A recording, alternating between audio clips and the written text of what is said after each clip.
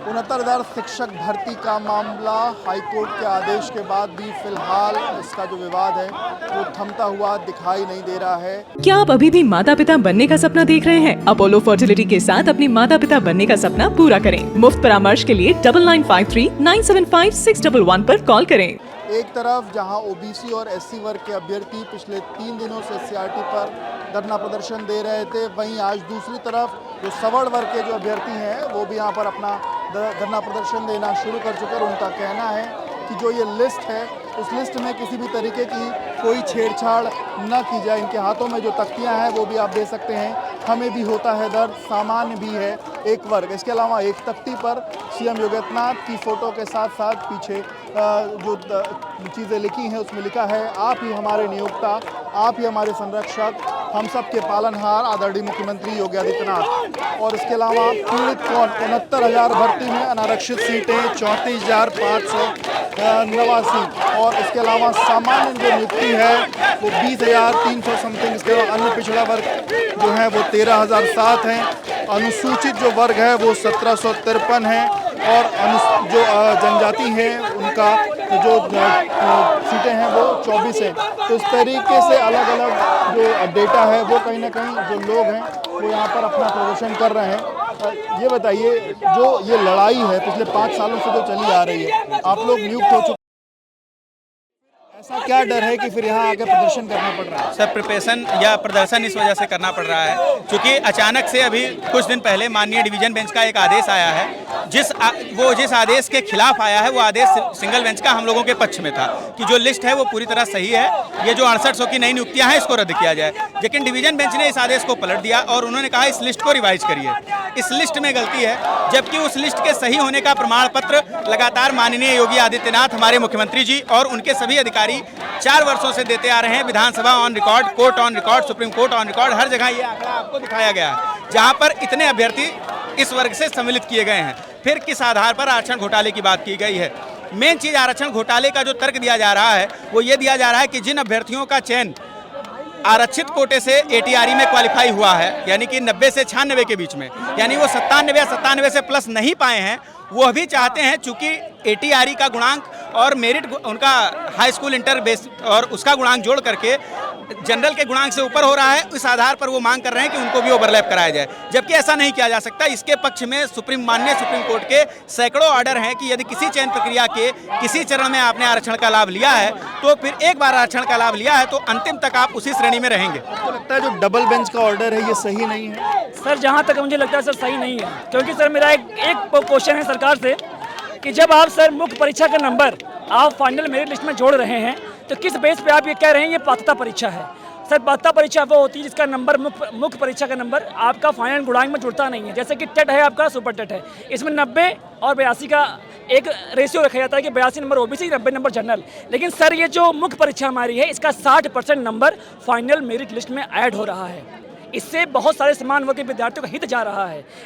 किस बेस पे आप कह सकते हैं कि आपकी पात्रता परीक्षा है? एक सवाल हमारा सरकार से ये है और एक सवाल मेरा सरकार से और है, आप विधानसभा में ऑन रिकॉर्ड बोलते हैं कि आपके भर्ती में किसी प्रकार की त्रुटि नहीं हुई है, आपका रिकॉर्ड सामने रखा हुआ है, सुप्रीम कोर्ट में आपने हलफनामा दिया है, फिर आप क्यों राजनीतिक दबाव में आकर अपनी सूची को बचाने के लिए सुप्रीम कोर्ट क्यों नहीं जा रहे हैं? सरकार ने तो ये कहा ना किसी का भी अहित नहीं होगा, तो आपको लगता है सर इस मुद्दे को सर कोई डिफाइन करके बता दे मेरे को, क्या चाहती सरकार? उसने कुछ स्पष्ट बताया है हम किस प्रकार सेफ रहेंगे? आप खुलकर तो बोलिए। अरे हम भी संतुष्ट रहे हैं, बहुत से भाई हमारे ऐसे हैं जो नौकरी छोड़ के यहाँ पे आए हैं, बहुत से भाई हमारे ऐसे हैं जो ओवर एज हो चुके हैं, बहुत से भाई ऐसे हैं जो लोन ले चुके हैं। आज उनको मरने का समय आ गया है, क्या करेंगे वो? अपने घर की रोजी रोटी कहाँ चलाएंगे? एक ही व्यक्ति 3-4 लोग का परिवार चला रहा है, कैसे होगा ये सब काम? आपका एक फैसला कितने लोग की जिंदगी ले सकता है? आप अपनी सूची को बचाने के लिए सुप्रीम कोर्ट क्यों नहीं जा रहे हैं? आप लोग की ये मांग है कि सरकार को खुद सुप्रीम कोर्ट जाना चाहिए? बिल्कुल जाना चाहिए सर। जब न्यायिक रेमेडी अभी उपलब्ध है और 10,000 से ज्यादा शिक्षकों का अहित हो रहा है तो इतनी जल्दबाजी क्यों? ऐसी कौन सी मजबूरी है जिसके लिए आप जो है इतनी जल्दी में इस ऑर्डर का कंप्लायंस कर रहे हैं, जबकि इस ऑर्डर का दूरगामी परिणाम बहुत अजीब सा इम्पैक्ट डालेगा समाज में। दूसरा एक बड़ा विषय यह है कि हम लोग 31 मार्च तक सरकार के अंडर में नौकरी करेंगे, अपनी सुविधा की लड़ाई हम नहीं लड़ पाएंगे। हम कैसे अपनी लड़ाई लड़ पाएंगे? जब हम नौकरी कर रहे हैं सरकार की तो हम अपनी लड़ाई कैसे लड़ पाएंगे? तो दूसरा पक्ष है वो 4 वर्षों से लगातार प्रदर्शन कर रहा है, धरना कर रहा है, तो उसने अपना एक नैरेटिव समाज में स्थापित कर दिया है। हमें अपना नैरेटिव स्थापित करने का मौका नहीं मिला, हमें कभी मीडिया से बात करने का अवसर नहीं मिला, हमें कभी सरकार से बात करने का अवसर नहीं मिला, हम कभी हाईकोर्ट में अपना पक्ष रखने नहीं गए। जब हम अभी गए ही नहीं कहीं और हमें बताए बिना हमारी किसी गलती के हमारी आजीविका छीनने का निर्णय ले लिया गया। आप लोग भी तो सुप्रीम कोर्ट जा सकते हैं। नहीं, हम तो जा सकते हैं सुप्रीम कोर्ट, लेकिन हम कार्यरत शिक्षक है, हमारा पेन समझिए, हम नौकरी कर रहे हैं, हमारी लिमिटेशन है, हमारे पास 14 केवल सीएल हैं। हम सरकार की जो योजनाएं हैं उनको जमीन पर लागू करेंगे, बच्चों को पढ़ाएंगे या उनका भविष्य खराब करके हम लोग हाई कोर्ट सुप्रीम कोर्ट दौड़ेंगे। It is responsibility of state. हम लोगों की अपेक्षा है कि सरकार सुप्रीम कोर्ट जाए और हम लोगों का पक्ष रखे, क्योंकि हम लोग सुप्रीम कोर्ट के आदेश के तहत ही 4 वर्षों से नौकरी कर रहे हैं। हम लोग पूरी प्रक्रिया के तहत ही जॉब में आए हैं और 4 वर्षों से कर रहे हैं। इसमें हम लोगों की कोई गलती नहीं है। डबल बेंच का जो ऑर्डर आया है उसमें यही हुआ कि कुछ गलतफहमियों की वजह से आ गया है, और यहाँ पे दोहरा आरक्षण की जो बात हुआ है इसी वजह से सब चीज़ हो रहा है। तो पूरी मैं इस नौकरी के पहले 5 साल दूसरी नौकरी कर रहा था, राजस्व विभाग के लेखपाल के पद पर था। मेरा सूची में नाम आया, मैंने आके इसमें ज्वाइन कर लिया और आज 4 साल अच्छे से कार्य करते हुए हो गया। अगर मुझे बाहर किया जाता है तो ये कहाँ का न्याय होगा, जबकि मैंने सारी क्राइटेरिया पूरी की है। तो ये कहीं का तो न्याय हुआ नहीं, मेरे साथ तो अन्याय होगा। आप क्या चाहेंगे? सर, जैसे सरकार को आदेश मानना ही था तो सिंगल बेंच भी न्यायपालिका ही थी, सिंगल बेंच का ही मान लेते। वहाँ पर आया था कि डबल आरक्षण नहीं दिया जाएगा, बार बार आरक्षण नहीं दिया जाएगा, लेकिन हम सब नौकरी में होने की वजह से समय की दूसरा पक्ष वहाँ फिर डबल बेंच गया, वहाँ डबल बेंच गया। सरकार वहाँ प्रेजेंट नहीं हुई, हम भी नहीं प्रेजेंट हुए, इसलिए गलत गुमराह तो मेरिट लिस्ट सुनिए sir, merit list district level पर है, वो आरक्षण स्टेट लेवल पर मांग रहे हैं। समस्या ये है, इसको डिस्ट्रिक्ट लेवल पर ये काउंसलिंग हुई है, ये मेरिट जारी की गई है। डिस्ट्रिक्ट लेवल पर मेरिट होने के बाद ओबीसी का हाई मेरिटोरियस लड़का उनकी अपनी कैटेगरी में डिस्ट्रिक्ट में गया है, इसलिए निचले ओबीसी नहीं हो पाए। ओबीसी के पदों पर ओबीसी है, 1% घोटाला नहीं है। सर ध्यान दीजिए, 20,000 ओबीसी पूरी भर्ती में है, वो जनरल 31,500 ओबीसी अभी चयनित हुआ है। कह रहे हैं कि 19,000 सीट का मेरा घोटाला हो गया। अगर 31,500 में 19,000 जोड़ दिया जाए 50,500 हो गया।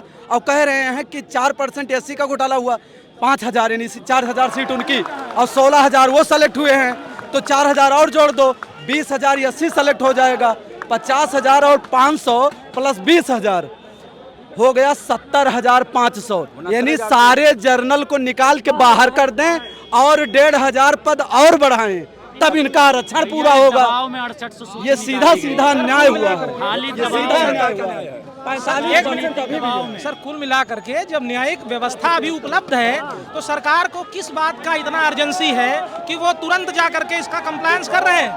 हम लोग जब आप हमारे नियोक्ता हैं, आपने हमें बुला करके नौकरी दी है, संरक्षण हमारा कौन करेगा? हम 31 मार्च तक सर्विस करेंगे या हम जाकर के सुप्रीम कोर्ट में मुकदमा लड़ेंगे? 2-4 लोग चले भी गए तो 10,000 लोगों की जीविका का कौन ध्यान रखेगा? दूसरा सर, समायोजन जो लोग नौकरी कर रहे हैं उनका नहीं, अगर किसी समस्या की वजह से दूसरे आदमी आ रहे हैं तो उनका समायोजन करिए, हमारा समायोजन मत करिए। हमारा करेंगे हमारी सर्विस ब्रेक हो जाएगी। बीएड का एक और बड़ा कंसर्न है, बीएड के लिए सुप्रीम कोर्ट ने मना कर रखा है कि आगे उनको कभी जोड़ नहीं सकते और बीएड फिर बाहर हो जाएगा। इसलिए बीएड का भी बहुत बड़ा हित ध्यान में रखना पड़ेगा सरकार को। नए बीएड की नियुक्ति भी नहीं कर सकते हैं, ये जो लड़के बाहर हैं इनमें से किसी भी बीएड की नए की नियुक्ति नहीं कर सकते सुप्रीम कोर्ट के हिसाब से। इसलिए लिस्ट सुरक्षित रखें। लिस्ट 69,000 शिक्षक भर्ती में मात्र 20,000 सवर्ण वर्ग के जो भी चयनित अभ्यर्थियां हैं और आरक्षित वर्ग, उसमें भी आरोप लगाता है कि 19,000 की धांधली हुई है। हमारे शिक्षा मंत्री, पूर्व शिक्षा मंत्री सतीश जी थे, उन्होंने विधानसभा में बताया कि किसी प्रकार का कोई घोटाला नहीं हुआ है और सभी को सबकी सीटें समुचित रूप से बांटी गई हैं। और अब दूसरे बेसिक शिक्षा मंत्री जी आते हैं और उनकी बातों को झुठलाते हैं, कोर्ट उनकी बातों को झुठलाती है। सुप्रीम कोर्ट कहता है कि दोहरा आरक्षण नहीं मिलना चाहिए और उसी आदेश का खंडन करते हुए दोहरी बेंच यहाँ पर इलाहाबाद की लखनऊ बेंच कहती है कि नहीं, हम इन्हें हर स्टेज पर आरक्षण देंगे।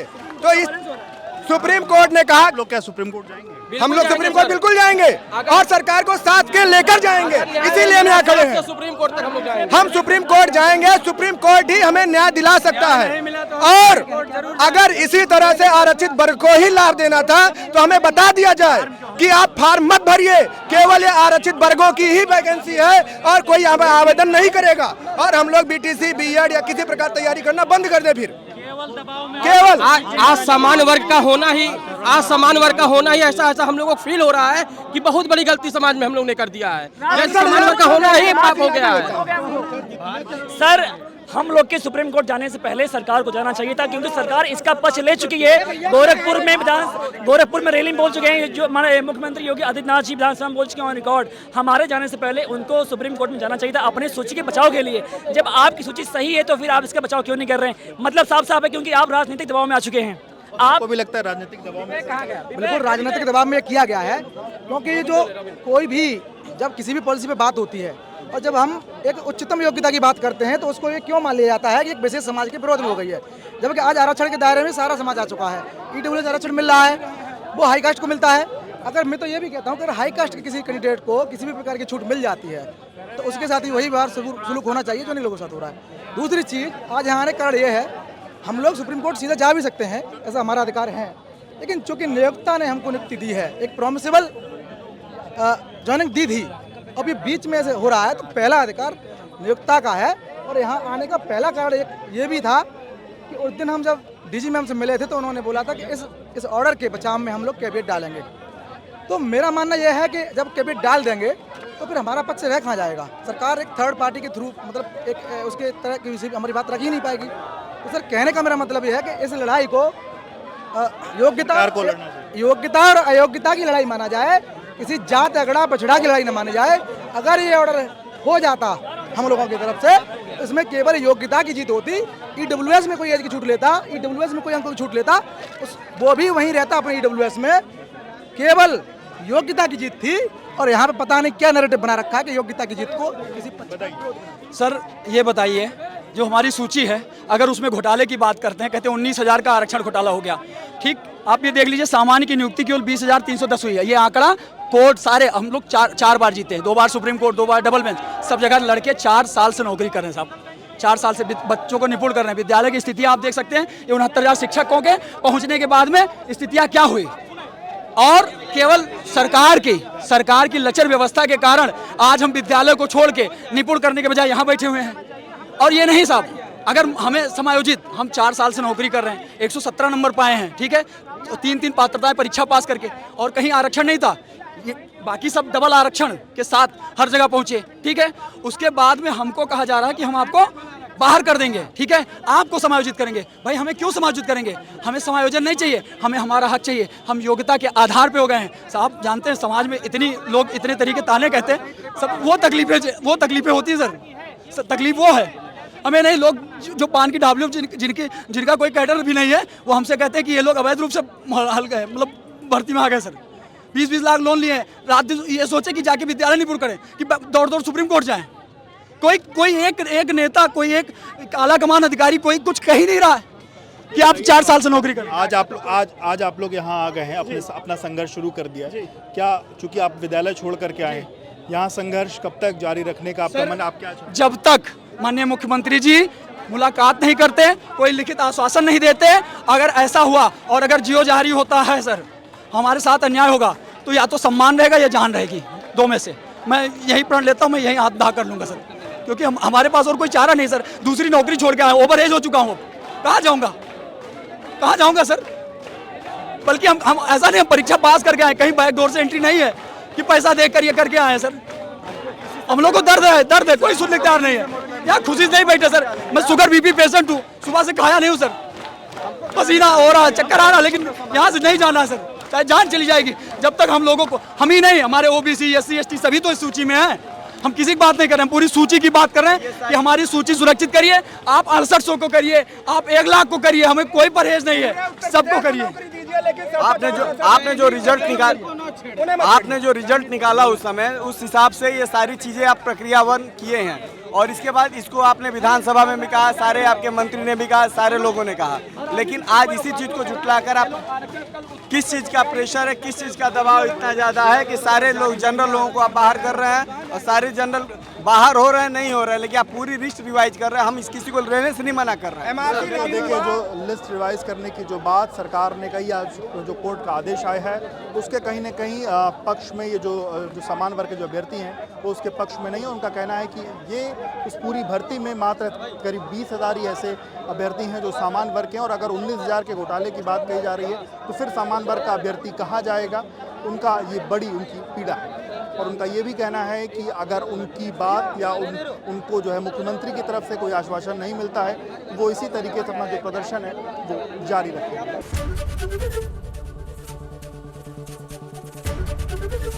एबीपी गंगा, खबर आपकी, जुबान आपकी।